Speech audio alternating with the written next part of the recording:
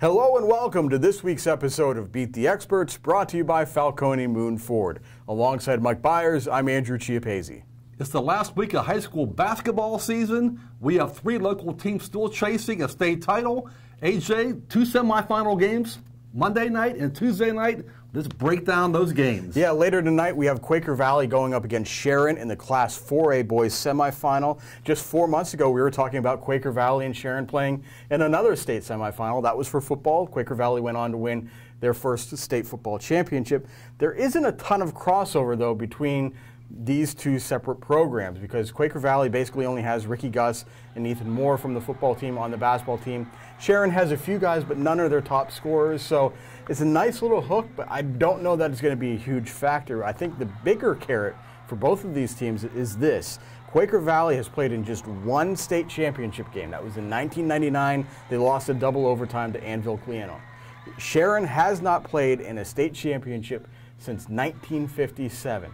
I think the fact that this is a game for a chance to go to Hershey for two programs that haven't been there often and haven't been there in a long time is a much bigger factor than the fact that they played back in November and December in the football championship. So I think this is going to be a close game. Sharon's a really good team, but it's going to be very interesting to see how Quaker Valley can maybe build off its win against Huntington in the last round and see if maybe they can take out the Sharon Tigers. Yeah, well, AJ, as we found out, Huntington really wasn't as strong as we thought they might be.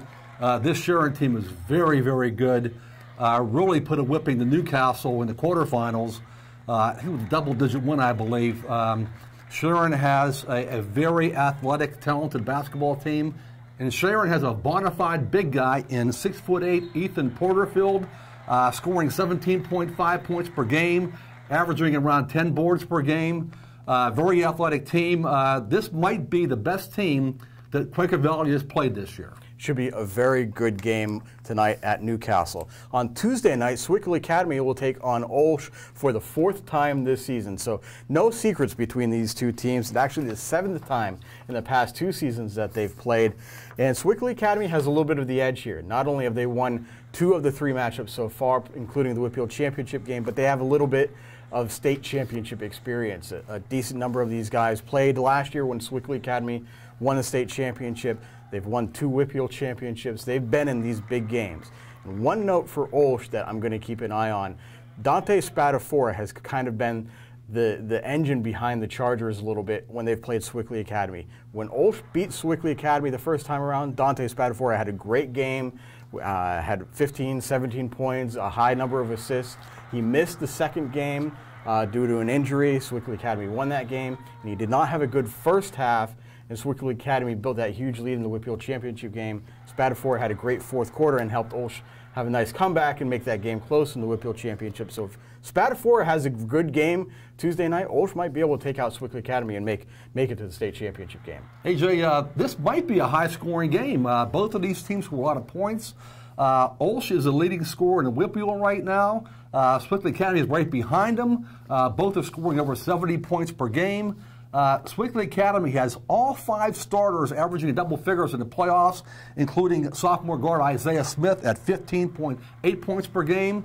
AJ, one of the keys of this game, I believe, is going to be the health of Donovan Johnson, a 6'6" sophomore guard for OHara. He's had some knee problems from tendonitis all season long. I know he's not 100% right now. He was struggling a little bit in the last game I saw him play. If he's hurting in this game, that's a big advantage for Sewickley Academy.